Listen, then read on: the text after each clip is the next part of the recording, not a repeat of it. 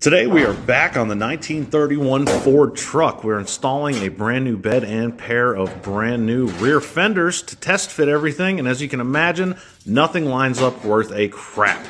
The holes were not pre-drilled for the bolts that connect the running board to the front of the fender, so we got under there with the 90-degree drill, got them drilled out, everything worked just fine. Got the bolts in there and got ready to move over to the passenger side. Now we're installing nutserts in here to secure the fender to the side of the bed. I like using the nutserts. There's going to be welts in there, so it'll take up the difference. Had to hog out the holes a little bit, got the fender bolted up, no problem. Just had to move over to the running board and get the running board secured with all 4 bolts.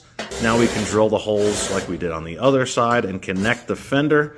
Get our bolts in there, snug, everything looking good. And look at that. It almost looks like a whole truck now.